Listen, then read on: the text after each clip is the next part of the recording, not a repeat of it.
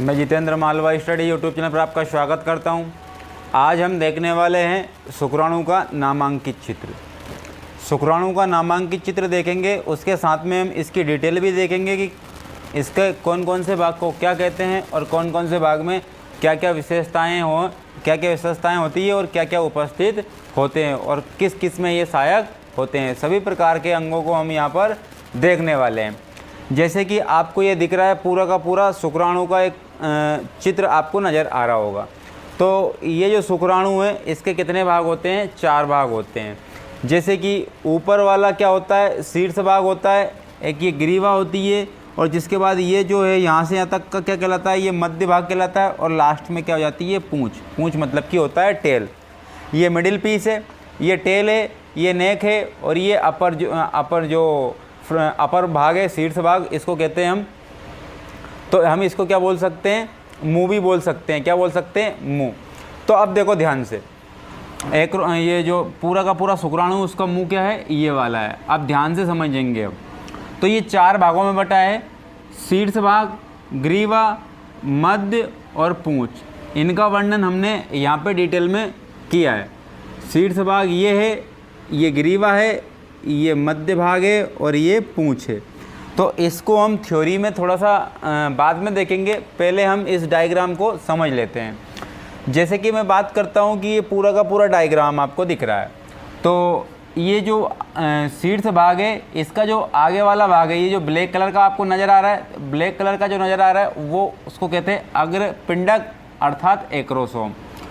और ये एक्रोसोम होता है और जिसके बाद में ये जो झिल्ली होती है, देखो ये जो है कोशिका है और ये कोशिका किसकी है? ये मानव के अंदर की कोशिका है और मानव के अंदर की कोशिका में क्या मौजूद होता है? कोशिका झिल्ली मौजूद होती है। तो अर्थात ये क्या है? ये कोशिका झिल्ली है। कोशिका झिल्ली कौन सी है? ये वाली। तो कोशिका झिल्ली से ये एक्रोसोम क्या होता है? कवर रहता है। अब इस एक्रोसोम के बाद में, एक्रोसोम को भी हम समझेंगे क्या होता है। उसके बाद में आता है ये कोशिका है। ये क्या है? ये पूरी एक कोशिका ही है। ये क्या है? पूरी एक एक्रोसोम होता है किसका? इस कोशिका का। एक्रोसोम में क्या पाया जाता है? एंजाइम पाए जाते हैं। इस ब्लैक कलर में क्या होता है? ये एक्रोसोम है और इसमें क्या पाए जाते हैं? एंजाइम पाए जाते हैं।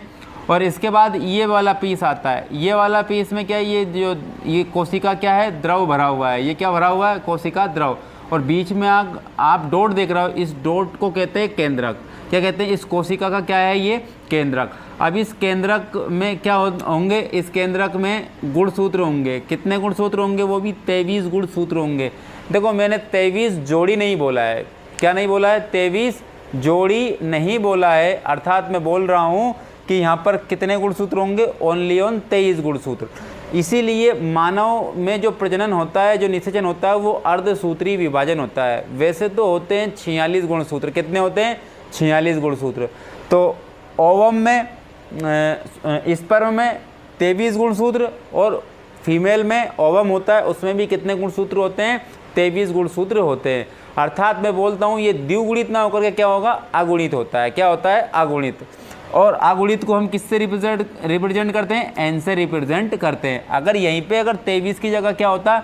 46 होता, तो हम क्या कर देते हैं? 2n कर देते हैं। क्या कर देते हैं? 2n, क्योंकि ये द्विगुणित है। कितने गुणित है? द्विगुणित, अर्थात जोड़े में। और ये द्विगुणित नहीं है, अर्धसूत्री विभाजन होता है, इसलिए इसका मतलब इसमें कितने गुणसूत्र पाए जाते हैं?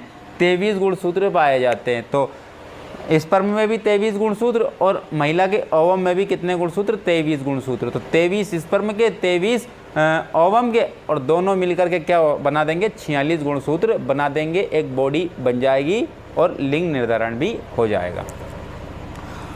अब देखो ये एक्रोसोम का काम क्या है? एक्रोसोम का काम ये है कि एक्रोसोम में पाया जाता है क्या? एंजाइम। अब ये एंजाइम जो ओवम होता है, ओवम की जो बाहरी परत होती है, जो झिल्ली होती है, उसको तोड़ करके ओवम के अंदर प्रवेश करने का काम करता है। तो ये जो एंजाइम होते हैं, जैसे ही ओवम के संपर्क में आते हैं, ओवम की जो बाहरी झिल्ली होती है उसको गला करके उसके अंदर प्रवेश करने का काम कौन करता है? एक्रोसोम करता है। कौन करता है? एक्रोसोम। मैं आपको अभी दिखाता हूँ इसको 3D एनिमेशन के माध्यम से, अभी दिखाता हूँ इसको।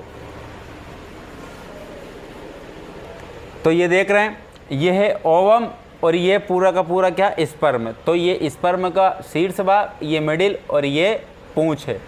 तो ये जो जो ओवम होता है, ये जो झिल्ली होती है, तो इस झिल्ली को तोड़ने का काम कौन करता है? यहाँ पर एक्रोसोम होता है। क्या होता है? एक्रोसोम। और एक्रोसोम में पाए जाते हैं अनेक प्रकार के एंजाइम। तो यही एंजाइम इसके संपर्क में आते हैं ओवम की जो भारी झिल्ली, और उसको गला देते हैं, और गला करके ये स्पर्म कहाँ पहुँच जाता है? ओवम के अंदर पहुँच जाता है। अब 23 जोड़ी गुणसूत्र इसमें, और 23 गुणसूत्र इसमें और 23 गुणसूत्र इसमें, जब ये और ये संपर्क में आते तो फिर क्या हो जाते हैं? 46 गुणसूत्र हो जाते हैं। कितने गुणसूत्र हो जाते हैं? इसकी ये और इमेज देखो आप, ये इमेज, ये बहुत सारे क्या स्पर्म हैं और ये क्या है? ओवम है बहुत सारे।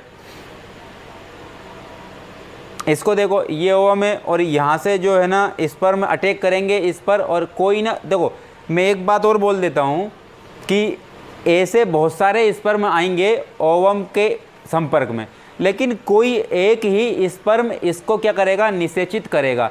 जैसे ही कोई एक ही स्पर्म इस ओवम की झिल्ली को तोड़ करके अंदर प्रवेश करता है, तो ये जो अपनी जो झिल्ली को इतना कठोर बना लेता है कि अन्य जो स्पर्म है इसके अंदर प्रवेश ना कर पाए। तो एक स्पर्म जब ओवम के अंदर एंटर करता है तो ये अन्य स्पर्म को अंदर आने नहीं देता है, अर्थात ओवम में एक ही स्पर्म निषेचित करेगा कोई ना कोई एक। तो ये हमने समझ लिया, ये यहाँ तक हमने समझ लिया। अब देखो, ये मिडिल पीस और शीर्ष पीस को कौन जोड़े रखता है? ग्रीवा अर्थात नेक। तो इस नेक में क्या पाया जाता है? एक तंतु पाया जाता है। क्या पाया जाता है? एक तंतु। तो ये जो तंतु है, अब देखो ध्यान से, इस तंतु को बाद में समझेंगे, चलो इसको समझ लेते हैं। ये जो तंतु है, ये जो तंतु ग्रीवा से प्रारंभ होकर के कहाँ तक पहुँचता है? पूंछ के आखिरी सिरे तक पहुँचता है। पूंछ के आखिरी सिरे तक पहुँचता है, और इसके चारों ओर माइटोकॉन्ड्रिया मौजूद होते हैं। इसके चारों ओर ये जो आप देख रहे हो, ये क्या है? माइटोकॉन्ड्रिया। क्या है? माइटोकॉन्ड्रिया। ये माइटोकॉन्ड्रिया आप देख रहे हो, इसको क्या कहते हैं? माइटोकॉन्ड्रिया। और नीचे ये जो क्रॉस में है, नीचे एक समानांतर एक माइटोकॉन्ड्रिया होता है। इसको क्रॉस करके ये जो तंतु है पूंछ के लास्ट हिस्से तक पहुंचता है। अब देखो आगे, तो ये ग्रीवा हो गया। ग्रीवा मिडिल और शीर्ष भाग को जोड़ने का काम करता है। अब मिडिल भाग में देख लेते हैं। तो हमने देख लिया ये क्या होते हैं? माइटोकॉन्ड्रिया। और माइटोकॉन्ड्रिया को कहा जाता है, माइटोकॉन्ड्रिया में क्या होता है? ऊर्जा बनती है। क्या बनती है? ऊर्जा। जैसे कि मैं अगर बात करता हूँ, श्वसन की क्रिया कहाँ होती है? माइटोकॉन्ड्रिया में होती है। श्वसन की क्रिया कहाँ होती है? माइटोकॉन्ड्रिया में होती है। तो अर्थात मैं बात कर देता हूँ कि जो ये एक्रोसोम है, ये तो ओवम को क्या करता है? ओवम के अंदर प्रवेश करने का काम करता है। और जिसके बाद में फिर आता है क्या? केंद्रक। इस केंद्रक में 23 गुणसूत्र होते हैं। तो ये क्या बनाता है? ये निषेचन करता है। क्या करता है? निषेचन करता है। और उसके बाद में इसको एनर्जी भी चाहिए, ऊर्जा भी चाहिए। तो ऊर्जा कौन प्रदान करता है? ये मिडिल पीस। क्योंकि मिडिल पीस में क्या होता है? माइटोकॉन्ड्रिया होता है। और माइटोकॉन्ड्रिया में क्या होता है? श्वसन होता है। अर्थात ऊर्जा कौन देगा?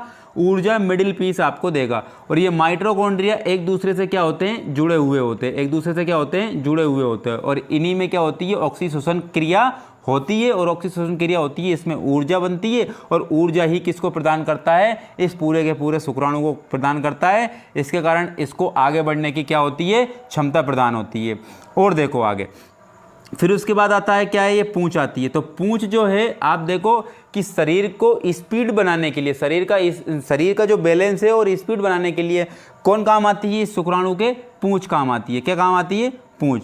तो आप देख सकते हो कि ऊर्जा का स्रोत कौन है? माइटोकॉन्ड्रिया। तो ऊर्जा, माइटोकॉन्ड्रिया को क्या कहते हैं? माइटोकॉन्ड्रिया को कहते हैं ऊर्जा का पावर हाउस। किसको कहते हैं? माइटोकॉन्ड्रिया को कहते हैं। तो इसमें क्या बनती है? ऊर्जा बनती है। और ऊर्जा ही किसको देता है? शुक्राणु को देता है। और ये जो है आगे बढ़ के स्पर्म ओवम तक पहुंचता है। और पूंछ क्या करती है? गति प्रदान करती है। तो मिडिल पीस ऊर्जा देता है, पूंछ क्या करती है? इसमें गति प्रदान करती है। और उसके बाद में ये जो है निषेचन का काम करता है। और ये जो है एक्रोसोम है, ये अंडे के अंदर यानी कि ओवम के अंदर प्रवेश करने का काम करता है। तो आपने पूरा का पूरा देख लिया होगा, मेरे साथ बोलो कि एक्रोसोम क्या काम करता है। एक्रोसोम में अनेक प्रकार के एंजाइम पाए जाते हैं। तो जो ओवम होता है उसकी जो बाहरी झिल्ली को गलाने का काम कौन करता है, एक्रोसोम, इसको अग्रपिंडक भी कहते हैं। और ये किससे घिरा हुआ होता है, ये कोशिका झिल्ली से घिरा हुआ होता है। नीचे आएंगे तो क्या मिलेगा आपको, ये कोशिका द्रव मिलेगा, उसमें एक केंद्रक होगा। क्या होगा, केंद्रक। और केंद्रक में कितने गुणसूत्र होंगे, 23 गुणसूत्र होंगे। और ये कैसे होंगे, अगुणित होंगे। तो ये ओवम में जाएंगे तो ये निषेचन का काम कर देंगे। क्या कर देंगे, निषेचन का काम। तो इसने ओवम के अंदर प्रवेश करने का काम किया, इसने निषेचन का काम किया, इसने ऊर्जा देने का काम किया और इसने गति देने का काम किया है। तो आप इतना तो समझ चुके होंगे। तो इसी को अब हम थ्योरी के माध्यम से देख लेते हैं। तो सिर यानी कि शीर्ष भाग को क्या कहते हैं, सिर कहते हैं। इस भाग में केंद्रक तथा गुणसूत्र होते हैं। सिर का प्रारंभिक भाग एक्रोसोम कहलाता है, जो गोल्जी काय का बना होता है। तो एक्रोसोम किसका बना होता है, गोल्जी काय का बना होता है। किसका बनाता है, गोल्जी काय का बना होता है। इसमें एंजाइम पाए जाते हैं जो अंडे की परत को तोड़ने का काम करते हैं। तो अंडे की परत को तोड़ने का काम कौन करते हैं, एंजाइम करते हैं। और एंजाइम कहाँ पाए जाते हैं, एक्रोसोम में पाए जाते हैं। तो हमने ये फर्स्ट पॉइंट देख लिया। अब आती है बात ग्रीवा की। इस भाग से एक अक्षी तंतु, ये जैसे कि ये अक्षी तंतु है की शुरुआत होती है और इसमें कोशिका द्रव उपस्थित होता है। इस अक्षी तंतु में क्या होता है, कोशिका द्रव उपस्थित होता है। अक्षी तंतु भैया ग्रीवा से स्टार्ट होकर के पूंछ के अंतिम सिरे तक जाता है। तो ये भी हमने देख लिया। मध्य भाग, इसमें माइटोकॉन्ड्रिया होता है। देखो मध्य भाग में क्या मौजूद होता है, माइटोकॉन्ड्रिया मौजूद होता है और जो ऊर्जा प्रदान करता है। तो ये जो है स्पर्म को अर्थात शुक्राणु को क्या प्रदान करता है, ऊर्जा प्रदान करता है। और आगे देखते हैं पूंछ। तो यह अंतिम भाग होता है। ये पूरे के पूरे शुक्राणु का क्या होता है, अंतिम भाग होता है। यह गति प्रदान करता है। तो पूरा का पूरा शुक्राणु को गति प्रदान कौन करेगा, पूंछ करेगी। एक बार फिर रिपीट करेंगे। एक्रोसोम में एंजाइम होते हैं, ये ओवम के झिल्ली को तोड़ करके गला करके ओवम के अंदर प्रवेश करने का काम करता है।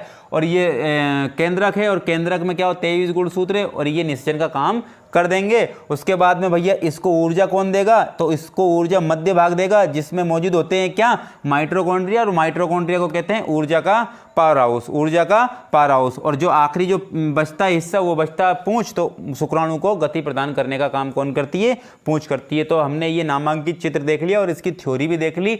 अगर आपको ये पेपर में आता है तो मैं ऐसा मान के चलता हूँ कि आप इसको बना पाओगे। ये 12th क्लास के लिए भी इम्पोर्टेंट है और 10th क्लास के लिए भी इम्पोर्टेंट है। फिर मिलते हैं नेक्स्ट वीडियो में।